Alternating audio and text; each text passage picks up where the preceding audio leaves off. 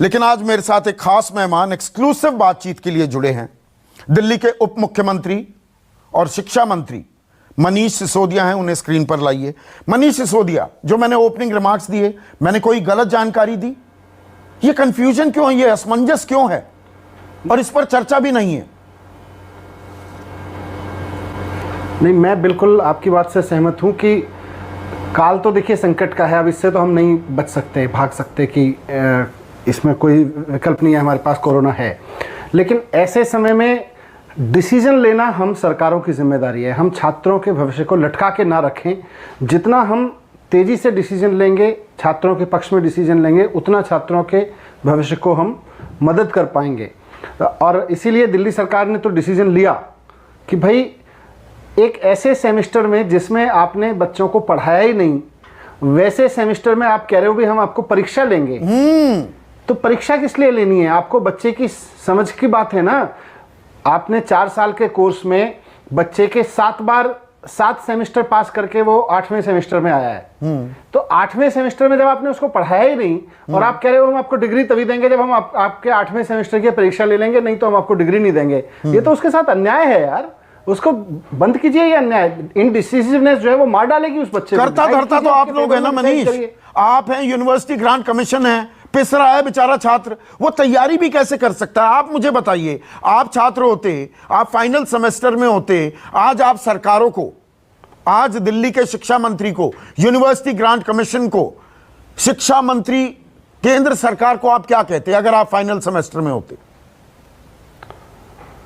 मैं बिल्कुल यही कहता, एक छात्र के रूप में भी। और देखिए मेरे घर में भी बच्चे हैं, मैं भी एक पिता हूं। एक पिता के नाते भी मैं चाहता हूं कि इस वक्त जो अनसर्टेनिटी का माहौल है, असमंजस का माहौल है बच्चे के लिए, उसको दूर करिए, डिसाइड करिए, उसके पक्ष में डिसाइड करिए और थोड़ा खुले दिल से डिसाइड करिए। आप ये रूल्स, ये परंपराएं कि साहब हमेशा हम परीक्षा लेके ही पास करते थे, अरे परीक्षा लेके तब पास करते थे जब सामान्य समय होता था। आज बहुत असामान्य अभूतपूर्व समय में आप जी रहे हैं। वहां कुछ अभूतपूर्व फैसले आपको लेने पड़ेंगे। आपने 7 बार पिछले 4 साल में जिस बच्चे को पास किया, उसकी 7 बार की परफॉर्मेंस के आधार पर उसको आप 8वीं बार पास करिए और उसको डिग्री दे दीजिए। और ये मैं कोई अनहोनी बात नहीं कर रहा, आपने सीबीएसई में किया है। सीबीएसई में आपको अल्टीमेटली ये डिसीजन लेने पड़े। सीबीएसई भी पहले अड़ा रहा, नहीं जी हम तो परीक्षा कराएंगे, नहीं जी हम तो परीक्षा कराएंगे।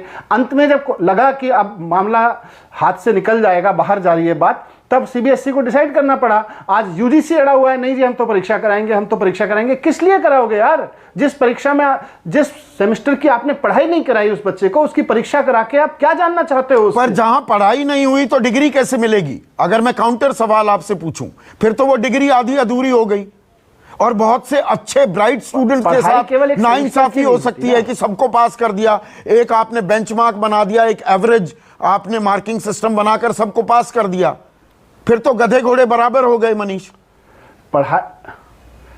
मैं इसीलिए कह रहा हूं, ये गधे और घोड़े के बीच में डिफरेंस करने की हमारा जो अहंकार है ना, कि हम एक 3 घंटे की परीक्षा लेंगे और हम गधे और घोड़े पहचान लेंगे।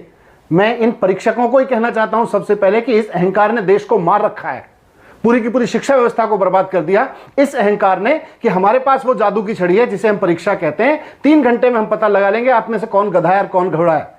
इस परीक्षा की अकड़ ने ही मार रखा है। और आज फिर वही अकड़ हम अपने उन स्टूडेंट्स पर जो अपनी डिग्री का इंतजार कर रहे हैं। बहुत सारे लड़के लड़कियों ने नौकरियां ले ली हैं उस पढ़ाई के पूरे होने पे। उनको लग रहा था फरवरी मार्च में उनके कैंपस इंटरव्यूज हुए, उनको ज्वाइनिंग का इंतजार है। अब आप कह रहे हो हम तो परीक्षा कराने की स्थिति में नहीं है और जब तक परीक्षा नहीं कराएंगे तब तक हम आपको डिग्री नहीं देंगे।